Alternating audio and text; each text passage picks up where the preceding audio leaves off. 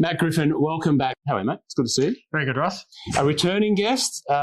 It's great to see you. I last saw you, when was that? Down at the VIC Open, 13th Beach in February? Yes, down there, a few months ago now. Time flies. Now, we're doing a little bit of work for Drum and Golf down there. We did a little video for Big Swing Golf to talk about the Full Swing Kit launch monitor, which I've been toting about a bit, and the people who listen to the podcast know the work that I'm doing with those guys. And we did a little What's in the Bag. And when we did the What's in the Bag, we talked about 13th Beach being one of the qualifying venues for the Open. Now, it was the start of the tournament. You hadn't played yet. You went out and got the third position, got to the Open. We're here. We've just been upstairs playing on the Full Swing Golf Simulator at St Andrews, talking about that. Mate, I'm excited to go to Scotland. The listeners know that I'm excited to go to Scotland. I'm going for my holiday. We're going to see the family. I'm going to the Open. Hopefully see you. How do you feel about going to the Open, the 150th? You've played one before. Let's talk about that.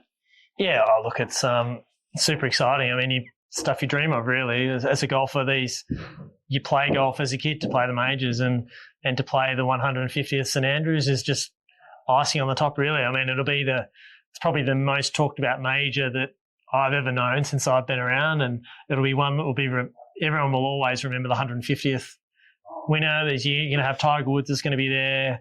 All the great names of golf in the past can be there. It's just going to be it will be a really special week. So I can't wait.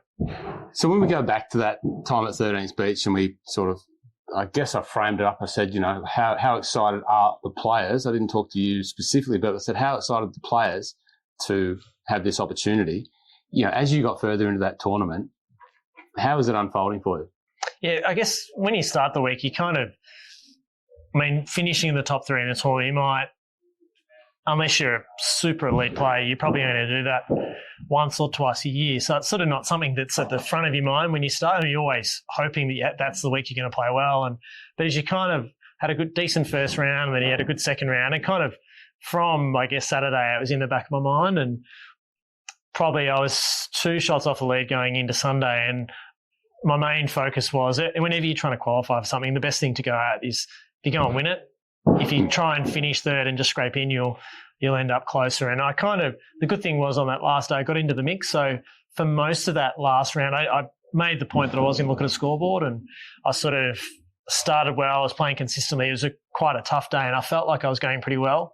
Birdie 15 to get to, I think, 4 or 5 under for the day, and then I kind of bogeyed 16, and it wasn't until I got on the green on 17 where there was a leaderboard right in front of my face that I saw that I was I think I was 3 back at that stage, and it kind of, at that point I knew that I wasn't, unless something extraordinary happened, I wasn't going to win. So that was when I kind of started almost playing for that spot, and hold a good putt on 17 for par, and then most important thing was get a good drive on 18. I made a pretty average par, but at that stage, I sort of had a good 2-shot lead. So I was pretty comfortable. Still had, I think John Lyris had the 18th play, and he had a bunker shot to, if he holed it, he would have tied and then got in front of me. But all happened pretty quickly, and great to nab that spot.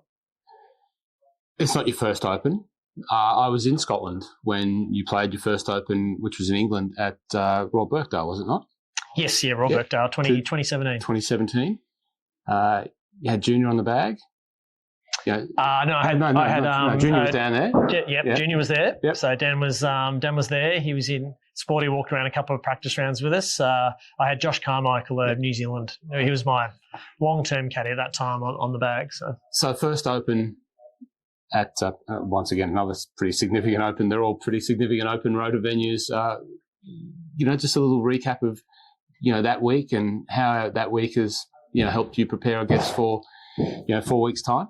Yeah, I think that the first Open, you just don't know. The biggest thing I didn't know was how I would feel when I got there. And you just don't know whether you're going to be able to function and play golf. It's such a big thing, and you stand on, especially that first tee at Royal Birkdale, you got a big bunker on the left, out of bounds down the right, and you just have to hit a golf shot off the first. So I remember for that 2 days, I was playing reasonable golf at the time.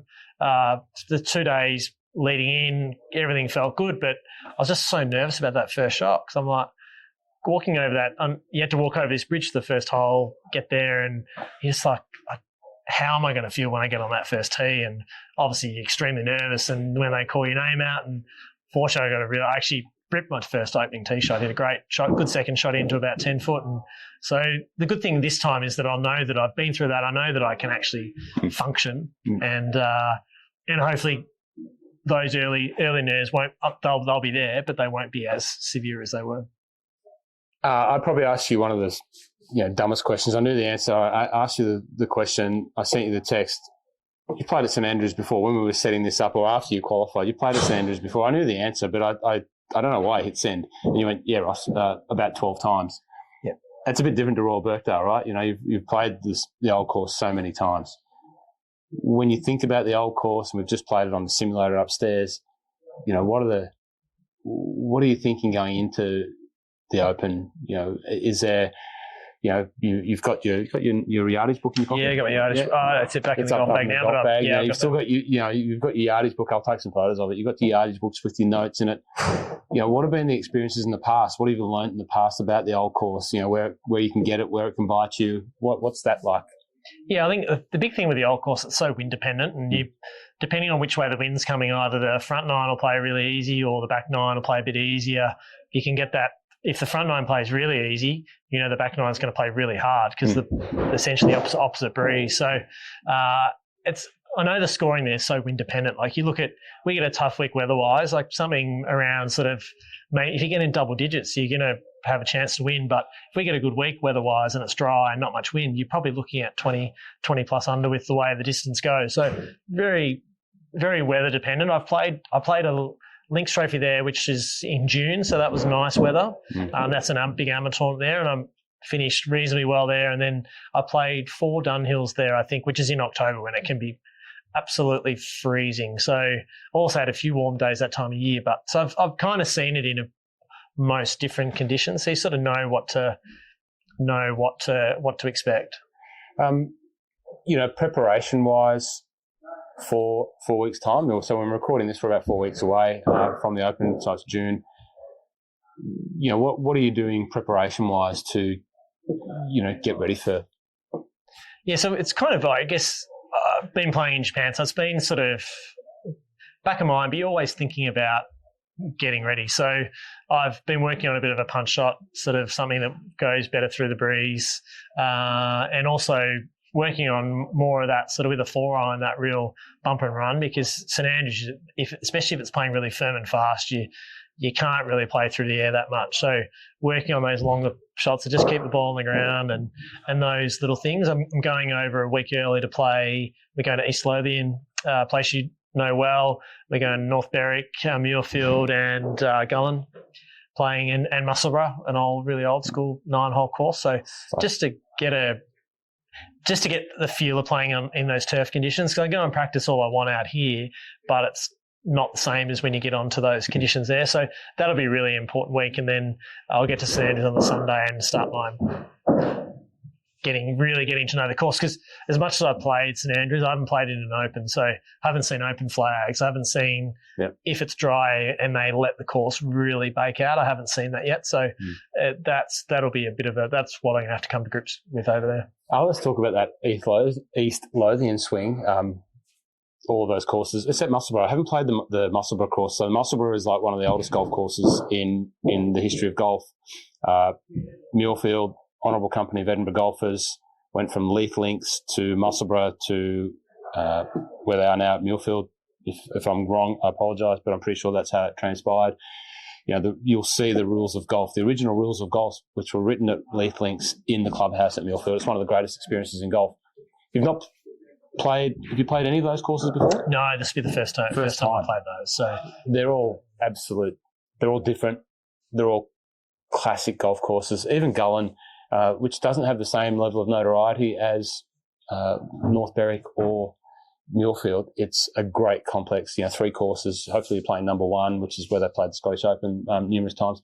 It's just a wonderful, wonderful area. I don't know where you're staying, but it's just where the accommodation is just it's crazy this year. Just every golf nut seems to be over there. So we're going to stay in Leith for that week prior, which is sort of 30 to 40 minutes away and a good spot. And I did it before Birkdale. Actually, I played Prestwick. Played 2 36 holes foursomes at Prestwick with some older members there, and that was great fun. And then the next day we played Royal Troon and Western Gales. So, and it's sort of a good way. I mean, I haven't been, my last month up in Japan has been terrible. So I sort of, and actually my lead into the last Open, I had a pretty bad run of form as well. So kind of using it to go over there, have a bit of fun, and really just sort of just find that love of golf, because I think as much as when you go and play St Andrews, like you want everything to be in good shape, but it's a different kind of golf. You're kind of fitting shots to hit spots. So instead of where a lot in Japan, it's like,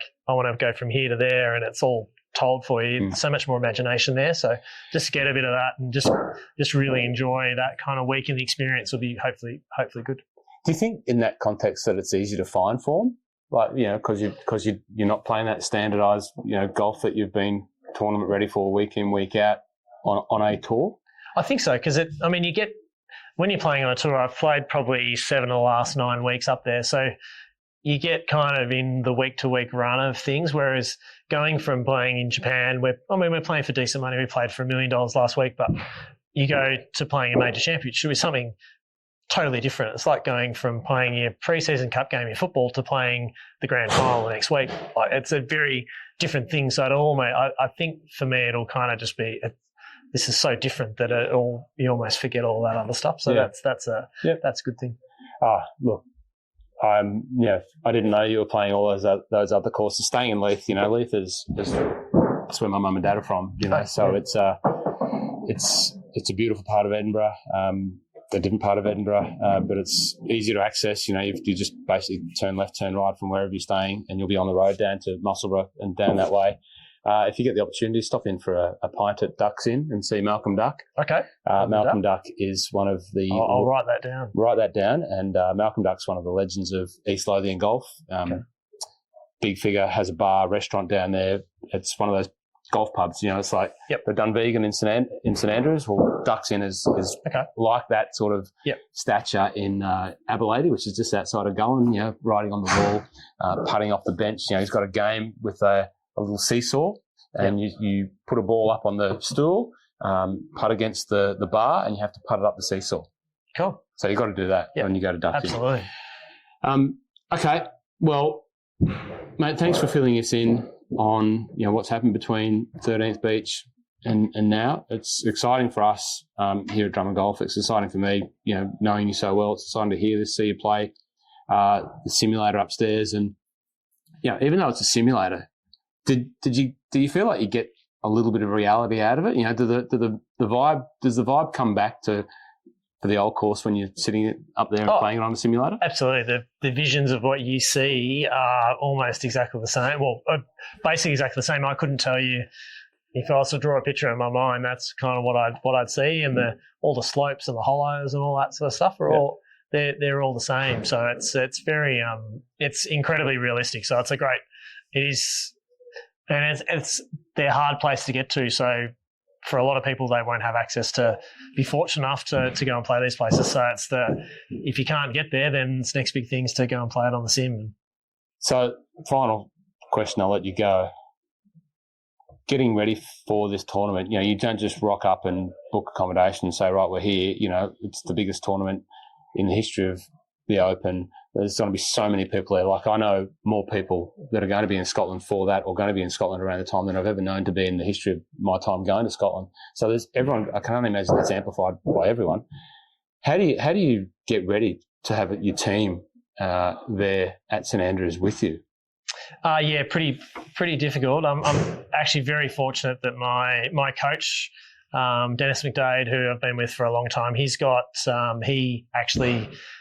his heritage is Scottish, and he's got friends that actually live in St Andrews. So he's going to be over there with his wife, and he's also got Mark Leishman, who's in the field. So he'll sort of tag team with the both of us. And so I've got him there. I've got Tomo, who's a well-known Drummond person, who's coming over, and Drummond helping out with some of his expenses, which is we're very fortunate. So I've got all that covered. I've had some friends and family who sort of chipped in a little bit, and it's just one of those things. Like, I think looking at the accommodation to stay in basically the worst apartment in St Andrews was probably looking at sort of £3,000 to £5,000. So it was it's just off the charts, the price. I'll spend more on my accommodation in St Andrews than I probably will staying 15 weeks in Japan. So it's absolutely off the charts. But look, it's a once in a lifetime opportunity, and we're just going to go over there and enjoy it and make the most of it and try and play some good golf. Well, I'm looking forward to seeing Tomo. Like, Tomo actually used to work here with us. He worked with me for a while, and a great man. I've always joked with him that he looks like Tiger's caddy, so he might get. He's like Tiger's caddy. Does. What's is it Paul LaCava? Is it Joe LaCava? Sorry, Paul LaCava. Yeah, good bald head. Joe LaCava and Tomo are like doppelgangers. So I'm looking forward to seeing Tomo, but I'm looking forward to seeing you. And mate, I appreciate the time that you've given us to have a chat and record some audio, and the time that you did on the simulators upstairs. We'll hopefully make that into a little video that will give the Drum and Golf family and the MLOG Golf family hopefully a little bit of vision and insight into your experience there. And mate, it's been great to see you and appreciate you. I like your golf shoes too. I've got some pictures of those. He's gone the full Scott. What a good fella. That's right. He's staying in leaf. He's got the Scottish flag on his shoes. If there's one way to do well in Scotland, that is to embrace the culture and embrace the people. And if you're representing their flag, I guarantee that they will embrace you. They'll be good. Even if they don't know who Matty Griffin is, and I'm sure many of them do, they'll look at your saltire on your shoes, and you'll immediately be elevated in their stature. Absolutely. And then if you can scull a pint of Tennant's and then choke back a deep fried Mars bar, that's a joke. Maybe Sunday night. Very good. Griffo, thanks very much. All the best. Good luck. Thanks, Ross. Thank you. See ya.